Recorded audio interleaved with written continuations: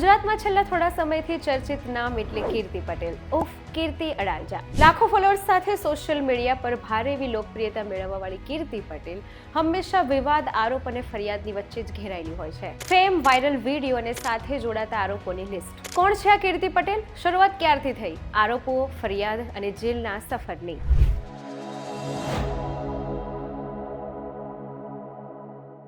નમસ્કાર, હું જાનવી પંડ્યા. કોણ છે આ કીર્તિ પટેલ? શરૂઆત ક્યારથી થઈ? આરોપોની, ફરિયાદની ને જેલના સફરની.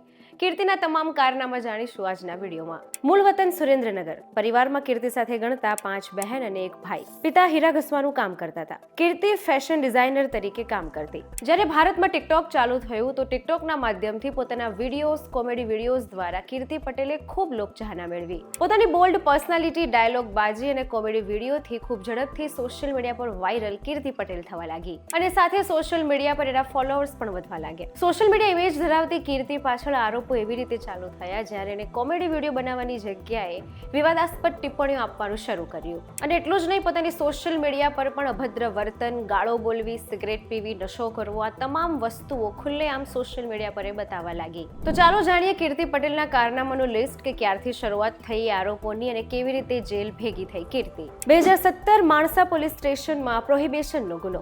2019માં અમરોલીમાં ધાક ધમકીનો કેસ. 2020 સુરતના પૂર્ણામાં હત્યાનો પ્રયાસ. 2020 કામરેજમાં ધાક ધમકી. 2021 પાટણમાં મારામારી. 2022 જૂનાગઢના ભેસાણમાં રાયોટિંગ. 2022-23 અમદાવાદના વસ્ત્રાપુરમાં ખંડણી, બદનક્ષી અને મારામારી. તો 2024માં બિલ્ડરની બદનક્ષી અને ખંડણી.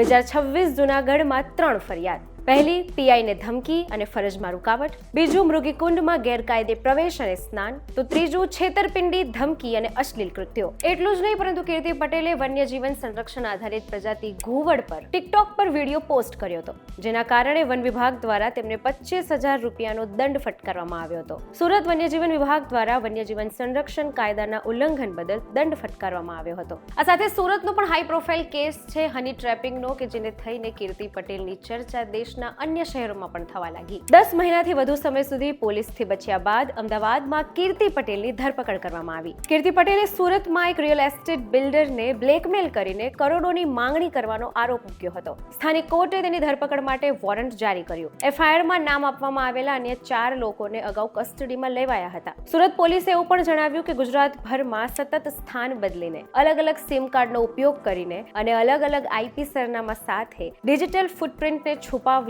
રડારથી દૂર રહીને હંમેશા કીર્તિ સફળ રહેતી. પરંતુ સાયબર સર્વેલન્સ અને ઇન્સ્ટાગ્રામની મદદથી કીર્તિ પટેલને અમદાવાદના સરખેજ વિસ્તારમાંથી પકડી લેવામાં આવી. આ સાથે પોલીસે એવી પણ પુષ્ટિ આપી કે કીર્તિ પટેલ પર જમીન પચાવી પાડવાના અને ખંડણીના બીજા પણ નાના મોટા ઘણા આરોપો લાગી ચૂક્યા છે. અને આટલું ઓછું નથી, સુરતમાં પણ એક દંપતીનો ફ્લેટ છેલ્લા 5 વર્ષથી કીર્તિ પટેલે પોતાના કબજામાં લઈ લીધો છે. ફ્લેટના માલિક કહે છે કે પોલીસ કમિશનર અને કલેક્ટર સાહેબને વિનંતી છે કે જે ટિકટોકથી જાણીતી બનેલી કીર્તિએ અમારા ફ્લેટ પર 6 વર્ષથી કબજો કરીને બેઠી છે, ભાડું પણ નથી આપતી અને ફ્લેટ પણ ખાલી નથી કરતી અને ઉપરથી અમારી પર દાદાગીરી કરે છે. 2 કરોડની ખંડણીના કેસમાં કીર્તિ પટેલની ધરપકડ કરી છે, તો અમારો ફ્લેટ પરત આપવા પણ આપને વિનંતી છે. અમારા ફ્લેટ પર અમે જતા ત્યારે તે દાદાગીરી કરતી હતી. અને આ સિવાય પણ નાની મોટી કેટલી ફરિયાદ અને આરોપો કીર્તિ પટેલ પર છે. પછી ભલે કોઈ કલાકાર હોય કે કોઈ સોશિયલ મીડિયાનો બીજો કોઈ ઇન્ફ્લુએન્સર હોય, આ તમામને પોતાના વિવાદાસ્પદ ટિપ્પણીઓથી કીર્તિ પટેલ હંમેશા વિવાદમાં રહી છે.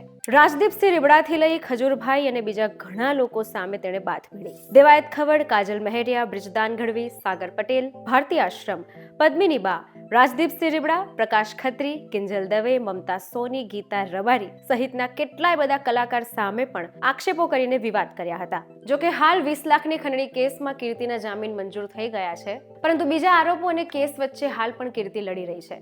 આગળના સમયમાં જોવું રહ્યું કે કીર્તિ પટેલ શું જેલમાંથી બહાર આવી શકશે? હવે એના જામીન થશે?